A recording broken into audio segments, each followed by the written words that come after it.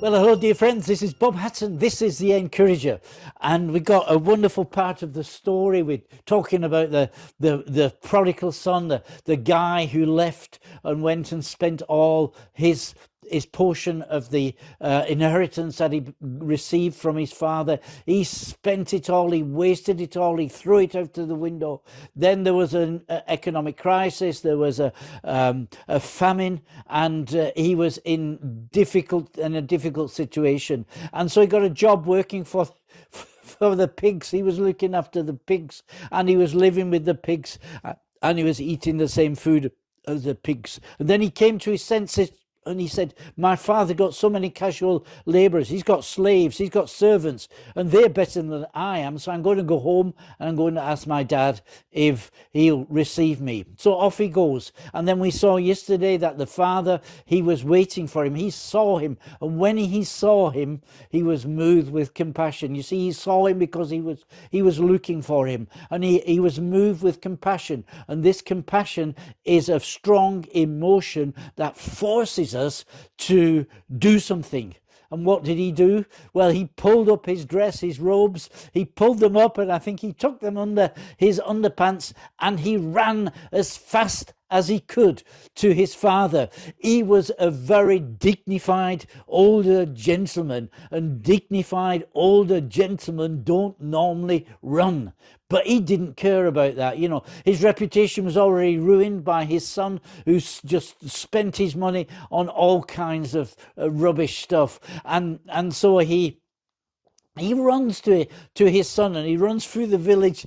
I guess the villagers thought, he's a bit strange, this old man. He's not going with a dignified gait as he should do. He's running. He's running through the village, and we can see his bare legs as well. My goodness! And when he got to his son, I mean, everything is now speeding up. The son is probably coming. He was dragging his feet as he was getting nearer to his father's house. But now the speed coming into this story, and the father, he runs as fast as he can to get to his son, and when he gets to him, he puts his arms around him, he gives him a big embrace. Now remember, this guy has been living with the pigs, he's been living with them, he's been eating the same stuff as they've been eating. He must have smelt terrible, but that didn't bother the father. You know, we used to have, kids used to have rabbits when they were little. For the rabbits, we needed straw quite often, and we had some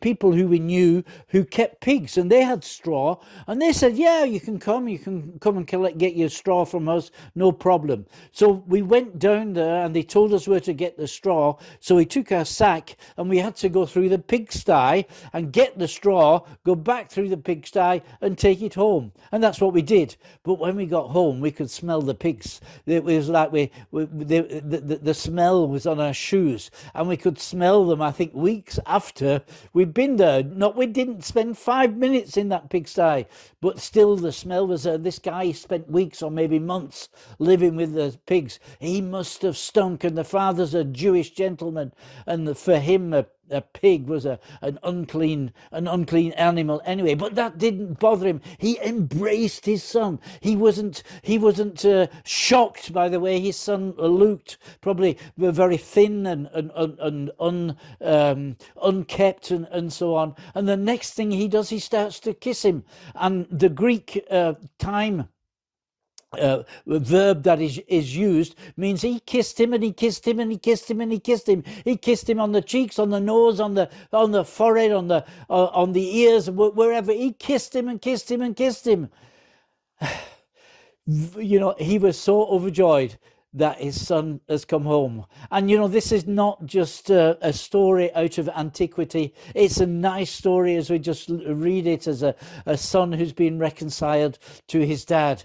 But it has a bigger meaning than that, because the father in this story, he is symbolic for our Father in heaven, and the prodigal son is symbolic for me and for you, for us who are, as people, you know, humans who are lost, who are separated from God. But the fact is that this father is also waiting and watching and looking with with a great yearning in his heart that we might come home. He's waiting for you, dear friend. It doesn't matter what you've done. It doesn't matter where you've been. It doesn't matter what kind of a difficulty you're in now. He's saying, won't you come home? Won't you come home to me? He's waiting. And if you just make the first steps and you get so near to him, he will run to you with great urgency and he'll be with you. This is a wonderful story. And this is an invitation to come home. Yeah, at Christmas time. We got Christmas time.